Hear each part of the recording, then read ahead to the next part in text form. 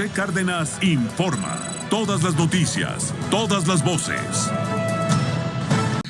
Alfonso Zárate, ¿cómo estás viendo en este tema de los usos del poder? Tú tienes tu columna todos los jueves en el periódico El Universal, precisamente los usos del poder, no nos la perdemos, y también eres presidente del Grupo Consultor Interdisciplinario, GCI, que es una firma especializada en análisis y estrategia de comunicación política. ¿Cómo estás viendo el tema específico de Coahuila, donde pues hay quien muerde manos y hay quien ladra muy paciente? En fin, tú dirás, tú tienes la palabra.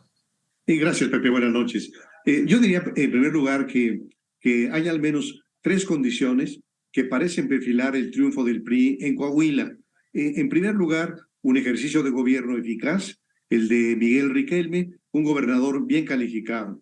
En segundo término, un candidato joven, Manolo Jiménez Salinas, de solo 38 años, que entregó buenos resultados como alcalde de Saltillo. Recibió el reconocimiento como el mejor alcalde del país. Y finalmente está el dato de la fractura en Morena. Y lo ocurrido en Morena resulta sorprendente por distintas razones. La primera, porque todo parecía anticipar que el candidato del presidente era Ricardo Mejía Verdeja, el subsecretario de Seguridad y Protección Ciudadana. Basta mencionar un dato. En lugar de la titular de Rosa Isela Rodríguez, era Mejía quien semana tras semana participaba en las conferencias mañaneras para informar sobre las acciones gubernamentales en materia de seguridad pública y sus resultados. Es decir, que desde el Salón Tesorería de Palacio Nacional, Mejía era placeado para darle luz pública y para mostrarlo como cercano al gran elector. Por otra parte, el senador Armando Guadiana, quien resultó el triunfador de las encuestas, no solo no aparecía cercano al presidente, sino muy próximo al malquerido Ricardo Monreal. Hay que recordar, Pepe, que en una visita de Monreal a Coahuila, Guadiana lo recibió con una manta que decía "Monreal es mi gallo". Y entonces cabe preguntarse qué ocurrió. Una posibilidad es que el resultado de las encuestas haya sido tan contundente que no dejaba margen para cucharearla en beneficio de Mejía.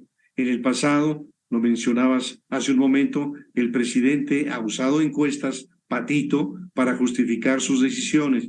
La más notable y más reprobable es, desde luego, la que justificó la cancelación del nuevo aeropuerto de Texcoco. Otra hipótesis es que, contrario a su costumbre, el presidente haya ordenado respetar los resultados de las encuestas, cualesquiera que estos fueran. Y esto podría sentar un precedente muy interesante para las encuestas que decidirán el candidato o candidata presidencial de Morena, lo que le daría mayores incentivos a Marcelo Ebrard y a Adán Augusto para avanzar en su estrategia de posicionamiento ante la eventual caída de Claudia Sheinbaum. Lo cierto es que, aunque Mejía fue puesto en el escaparate por el presidente, esto le sirvió de muy poco. Y ante el resultado, el propio López Obrador llamó a respetar los resultados, pero a Mejía no le importó que hubiera firmado bajo protesta decir verdad que aceptaría los resultados de la encuesta interna de Morena. Se inconformó. En un principio se pensó que se trataría meramente del derecho del pataleo, pero fue algo más. Debió renunciar a la subsecretaría y aceptó la candidatura por el Partido del Trabajo.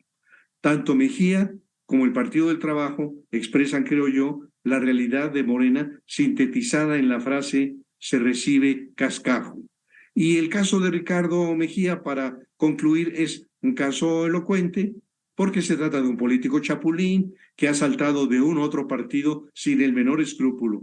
Militó en el PRI de 91 a 97, luego en el PRD de 99 a 2011, más tarde en Movimiento Ciudadano de 2011 a 2018, y de allí pasó a Morena de 2018 a 23 y ahora al PT. Así que en las más recientes elecciones para renovar el Congreso del Estado en Coahuila, el PRI se impuso y en las elecciones de ayuntamiento ganó 25 de 38 ayuntamientos. Así que creo, Pepe, que no resulta difícil imaginar que lo volverá a hacer. Así que si el PRI pierde el Estado de México, Coahuila podría ser el último reducto del otrora poderoso tricolor.